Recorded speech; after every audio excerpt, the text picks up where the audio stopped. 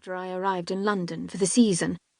After that, the Earl and I met at other gatherings, at assemblies and art galleries, at Vauxhall Gardens and Venetian breakfasts, every day, sometimes more than once, and he would smile at me, and I'd fall in love with him all over again.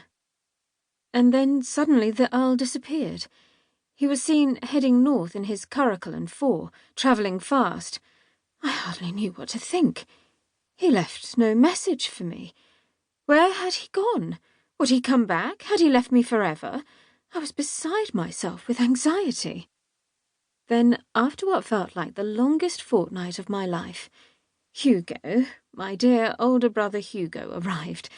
The Earl had travelled to Whitehaven and formally requested from Hugo, he was my guardian, you know, my hand in marriage. "Is this what you want, Gwenny?" Hugo asked me. Oh, yes, I answered firmly, rapturously. The Earl, I'd come to learn after our first meeting, had been for well over 10 years one of the Ton's most eligible gentlemen, but hadn't found anyone he liked well enough to even consider marrying. And now he wanted me, as much as I wanted him. I didn't know whether to dance around the room like a zany or collapse in a chair to try and take it all in. "You're sure?" Hugo said. "Yes, I am."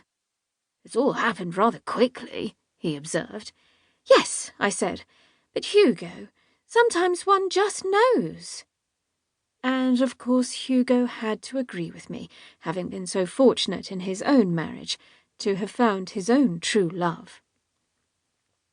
Gwendolyn would nod wisely and then go on. And so, in April of 1818, the Earl and I were officially betrothed. He gave me a ring, too. It had been in his family for generations. It was a gift from Queen Elizabeth to a previous Lady Westenbury, who served as her mistress of the robes. Oh, it was so beautiful. It was made of gold, with a large milky white pearl in the centre.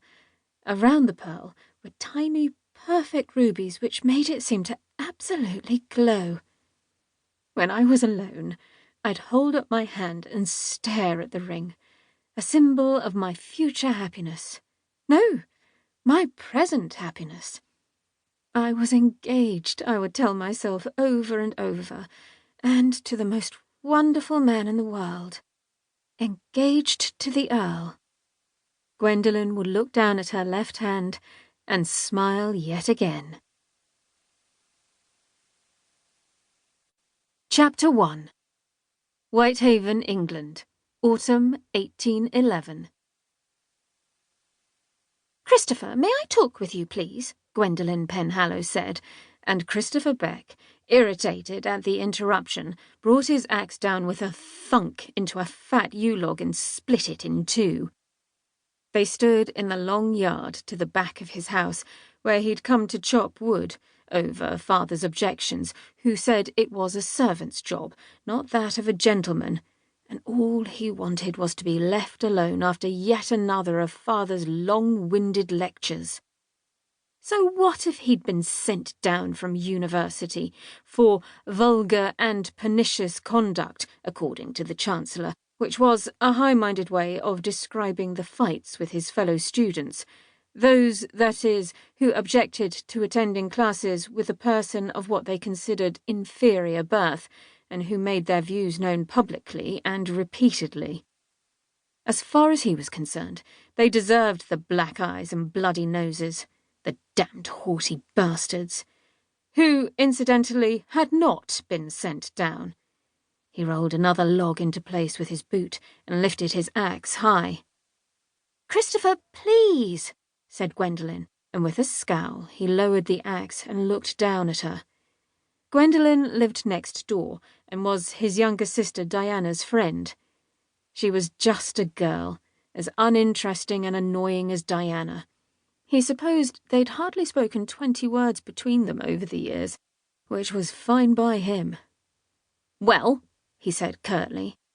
"You see, I've had an idea." "Bully for you." "Will you listen to me?" she demanded. "Apparently I must."